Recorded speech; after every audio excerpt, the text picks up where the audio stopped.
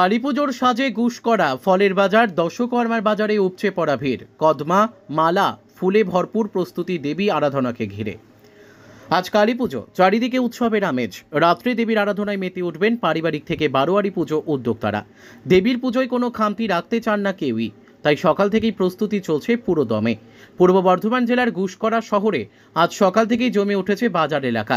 ফলের বাজার, সবজি বাজার ও দশকর্মার বাজারে উপচে পড়েছে মানুষের ভিড়।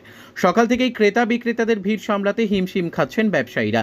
গুসকরা ফলের বাজারে সারি সারি দোকানে সাজানো কলা, আপেল, ডালিম, আঙুর, চাল, মিষ্টি, ফুলসহ নানা পুজোর উপকরণ। অন্যদিকে সবজি বাজার সংলগ্ন দশকর্মার বাজারে দেখা মিলছে 20 থেকে 30 ফুট লম্বা মালা, বিশাল আকারের কদমা ও বাতাসা।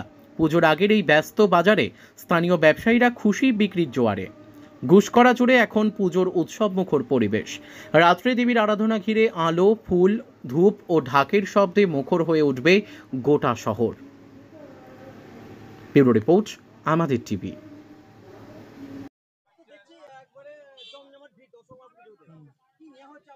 এই বাতাসা, মন্ডা, কদমা।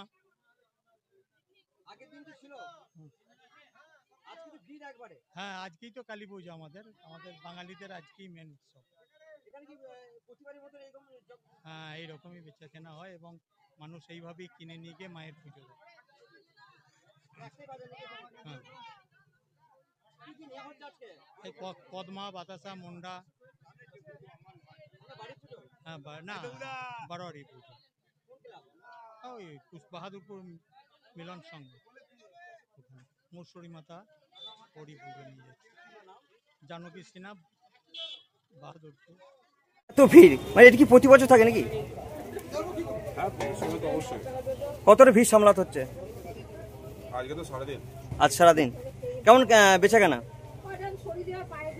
ক্যামেরা করি না, ক্যামেরা তো ঘোরাবো। কেমন বেচা কেনা? ঠিক আছে, ঠিক আছে। কত পর্যন্ত চলবে মনে হচ্ছে এই ভিড়টা? কি কি আছে এই দোকানের সামগ্রী? সমস্ত পুজোর আইটেম। কি বেশিরভাগ বিক্রি হচ্ছে মনে হচ্ছে? বড় কদমা 16 কিলো পর্যন্ত হয়েছে। 16 কিলো পর্যন্ত, একবার 10 গ্রাম থেকে। অন্যান্য কি আছে? নাড়ু, খয়ের নাড়ু, তিলের নাড়ু, সব রকম নাড়ু, যে কোনো কিছু। ভিড় সামলাতে পারছেন মনে হচ্ছে? সময় মিলে হয়ে যাচ্ছে। আপনার নাম? কোন দোকান এটা? দোকানের নাম? দোকানের নাম দত্ত।